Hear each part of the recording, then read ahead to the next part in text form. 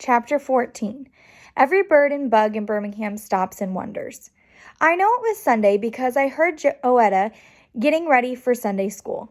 The neighbors came and got her as soon as I got out of bed. I was standing in the doorway of the bedroom doing my morning scratches when she walked by. "Hi, Kenny. See you later." "Bye, Joey." She had on a fluffy white skirt and a regular blouse and the little white gloves Grandma Sands had made her. I don't know why, but I said, "Joey?" She stopped. "Huh." I couldn't think why I called her name, so I just kind of threw out, "You look real pretty." She smiled and thanked me. She did look kind of pretty, too. She had on a lacy white hat and little lacy white socks and her shiny, shiny black shoes. The people that came to get her, saw me, and one of them said, "How come you ain't coming to Sunday school, young man?" I smiled and said I forgot to get up in time. Everybody in the house knew that was a lie, but no one seemed to care. I wondered if there was something wrong with me, because it was real easy for me to lie, even to a pack of religious people on Sunday morning. I had my cereal and went out into the backyard. It was too hot even this early in the morning, so I walked over to the giant magnolia tree and rested in the coolness of its shade. All of the energy was gone from me already. It had been a few days since I almost got snatched by the woolpoo, and I still felt weak and tired all the time. Byron had made me promise not to tell anyone what had happened, so everybody thought I was just being lazy. I heard people waking up and moving around inside, but I was feeling too tired to go and speak to anyone.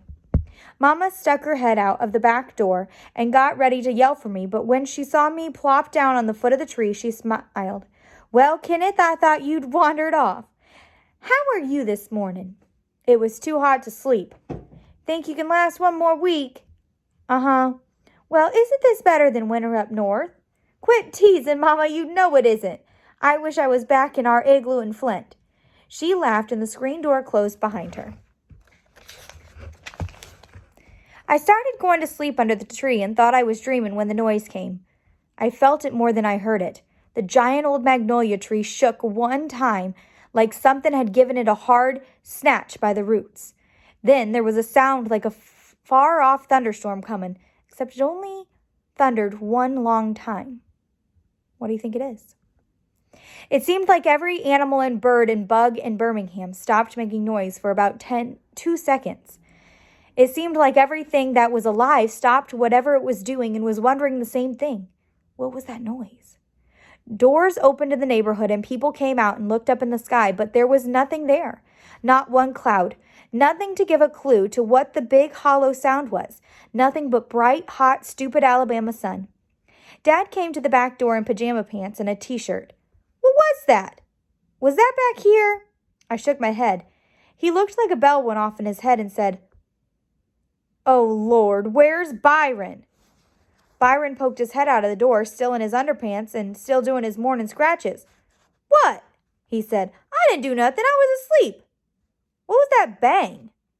Dad kept looking toward the sky and said, must have been a sonic boom." So a sonic boom would be like when sound travels fast, and sometimes airplanes make them, so it's just like a loud sound. He closed the screen door. If this had happened in Flint, I would have investigated to find out what it was, but that horrible sun had sucked all the curiosity out of me. I leaned back against the tree and closed my eyes. I don't know if I got to sleep or not, but Mama's scream made me jump nearly to the magnolia's top branch. I'd never heard Mama's voice sound so bad. I felt like I did that time I stuck a bobby pin in a wall socket. I ran to the door and into the house, and Bi almost knocked me over running back toward the bedroom. "What's wrong with Mama?" I asked. I looked in the living room, but Mama and Dad weren't there. I ran back to the bedroom where Byron was trying to wrestle into a pair of pants. "Bi, what happened?" He got the pants up and said, "A guy just came by and said someone dropped a bomb on Joey's church." And he was gone, exploding out the front door, trying to zip up his pants at the same time he ran off to the porch. Some of the time I wondered if something really was wrong with me. Byron had just told me that someone had dropped a bomb on Joey's church, hadn't he? If that was true, why did I just stand there looking stupid? If that was true, why was I only thinking about how much trouble Bi was going to be in when they heard how loud he'd slammed that screen door, and asking myself why hadn't he put on his shoes? His socks wouldn't last 2 minutes on the Alabama mud. I ran out onto the porch and into the street. It looked like someone had set off a people magnet. It seemed like everyone in Birmingham was running down the street. It looked like a river of scared brown bodies was being jerked in the same direction that Vi had gone, so I followed. So I hope that going through your mind right now is you're thinking about what happened in the 1960s and how in the South what was going on. And also probably wondering what's happening to Joey. Is she okay? So let's go ahead and find out how the events that we've learned about in the history class, the events of 1960s, how that's related to this book now. I guess my ears couldn't take it in, so they just stopped listening. I could see people everywhere making their mouths go like they were screaming and pointing and yelling, but I didn't hear anything. I saw Mom and Dad and Byron holding on to each other, all three of them looking like they were crazy and trying to keep each other away from the pile of rocks that used to be the front of the church. Mama was so upset that she even forgot to cover the space in her front teeth. I couldn't hear her, but I'd bet $1 million she was shouting, "Why?" over and over like a real nut. It looked like Dad's mouth was yelling, "Joetta."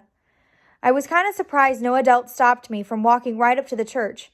I got right next to the door, used to be, when the guy came out with a little girl in his arms.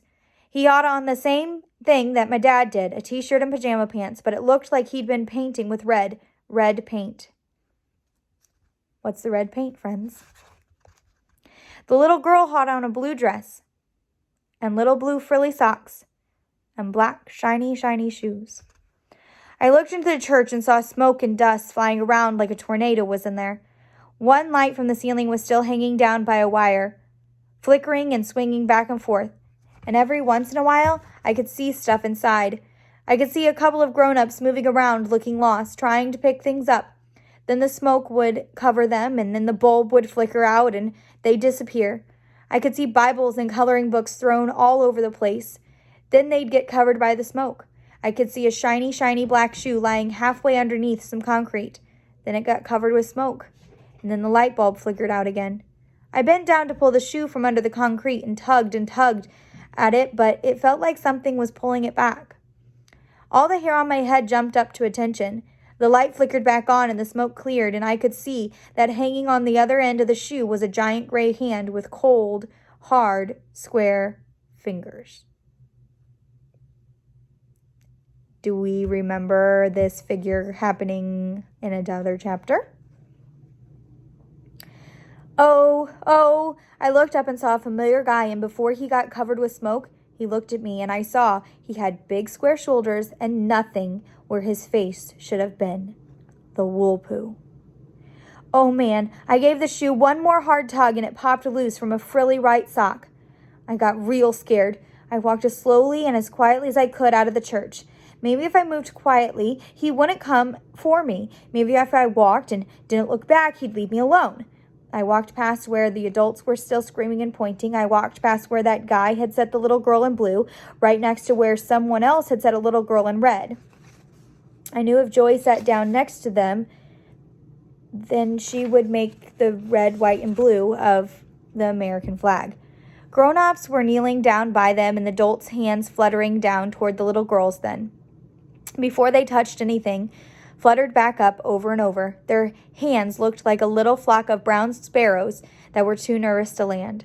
I walked past people lying around in little balls on the grass, crying and twitching. I walked past people squeezing each other and shaking. I walked past people hugging trees and telephone poles, looking like they were afraid they might fly off the earth if they'd let go.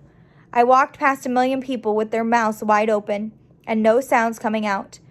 I didn't look behind me, and I walked back as quick as I could to Grandma Sand's house. I felt like I floated up the front stairs. Then I made sure the screen door didn't slam and took my shoes off and went in and sat on my bed. I hadn't remembered to make it that morning, so I got up and tucked the sheets in and fluffed up the pillow like Mama does. I sat back on the bed and looked down at my hands. They were acting like nervous little sparrows too, so I squeezed them between my knees. I reached into my pocket and took out the shiny shoe. When me and the wool poo were trying to grab it away from each other, the black back part had gotten ripped. Man, the shoe was ripped like it was made out of paper. The picture of the little white boy with the girl's hairdo and the dog was torn right in half. All that was left was the dog, smiling at me like he'd just eaten a cat. I tried to remember if he'd been mean to Joey this morning. I guess I hadn't. I never did tell her how she helped Byron save my life in the water. I guess I should have. Where'd you go? How'd you get back here so fast? How come you changed your clothes? My ears had decided to work again. I looked up and toward the door, but stopped looking when I saw the white frilly socks standing on the wooden floor in the front of my door. I guess the Woolpoo was taking Joey around for her last visits. I was afraid to look up. I was afraid to look at her face. I knew I'd see the Woolpoo's rope tied around her waist. Hi, Joey, was all I could think of saying. Where are Mama and Daddy? Oh, you'll probably get to see them next. He takes you around to see your family before you go. She sat beside me on the bed. I still wouldn't look at her. I dropped the shoe and used my knees to stop the sparrow from fluttering around. Oh, man, this was very scary. I'd seen the two little girls on the grass in the red and the blue dresses, and I didn't want to see my little sister that way, too. What's wrong with you, Kenny? How come you looking so funny? So did something happen to Joey or no? I guess I should have told you thanks for saving my life, huh? Is it too late to tell you that? Joey didn't say anything for a second, then got up off the bed. Why are you acting so crazy? Where'd Mom and Daddy? What's that you dropped? What you trying to hide? She picked her shoe up from where I dropped it. Ooh, Kenny, whose shoe is this? What did you do to it? It's yours, Joey. I got it from the Woolpoo. You better quit trying to scare me, Kenny, or I'm going to tell Mama. This better not be my shoe or you're in big trouble, Buster. Joey walked out of the room, but I still couldn't look at her. The Woolpoo was pulling, whoosh, stopping her away. Joey? After a second, she came back into my bedroom. What? She was sounding real mean. I didn't look up. I kept looking at my hands. I love you. Whoop! That shiny, ripped black shoe hit me right in the chest. Whose shoe is that? I finally looked up to see what Joey looked like. There were no ropes around her waist, and nobody with square toes was hanging around. But what really surprised me was that Joey had both of her shiny black shoes in her hands. She'd taken them off by the front door. Kenneth Bernard Watson, you better tell me what's going on, or I'm gonna tell. I'm not playing with you. Joey was imitating Mama so much that she didn't say Bernard, but she said Bernard. Joey, didn't you go to Sunday school? You know I did. Don't you know what happened? Joey sat back down next to me. Kenny, I'm not playing with you. Why are you acting so weird? Her voice was starting to get all choky. Why aren't you still in that church? It was so hot in there that I went and stood on the porch and saw you. Saw me? Where? Kenny, you'd better stop this nonsense. You know you waved at me from across the street. You know when I tried to come to you, you kept laughing and running in front of me. You know I chased you all the way down that street. Joey got a funny look on her face, but you had on different clothes. Joey's voice was getting higher with everything she said, and when she was done, she would sound real crazy. Joey, that's it! You're through this time, mister. You don't know when to stop teasing, do you? That's it. I'm telling on you. Joey stood on up and ran up the stairs screaming, Mommy! Mommy! Mommy! I could hear Grandma Sands moving around upstairs, and she finally clopped down the steps and came into my room. Joey was hanging on my arm, still screaming. Grandma Sands must have real thin blood because even though it was hot as a furnace in the house, she had on a big, thick nightgown and a big, thick robe. The smell of baby powder came into the room a second after she did. What on earth y'all doing raising this much cane this early in the morning? Joetta, honey, stop that noise. Kenny, what's wrong with this child? Joetta finally said, He's trying to scare me, Grandma Sands. He won't tell me where Mommy is. Joey kept boo-hooing like a real idiot. Kenneth, where's Willone and Daniel? Grandma Sands pulled Joey off her leg and held her shoulders, then gave her a little shake. Joetta, you stop that nonsense. Grandma Sands can't handle that much noise this early, sweetheart. A bell went off in my head. The Woolpoo had missed Joey. He wasn't having much luck at all with any of the weird Watsons. I had to go to the church to get Mom and Daddy and buy. Grandma Sands said, What are all them sirens doing? Lord, has the whole world gone mad today? Where's your Mama and Daddy? The last thing I heard was Grandma Sands yelling, "Boy, if you slam that door like that again!" I looked down and saw my socks flying over the Alabama mud.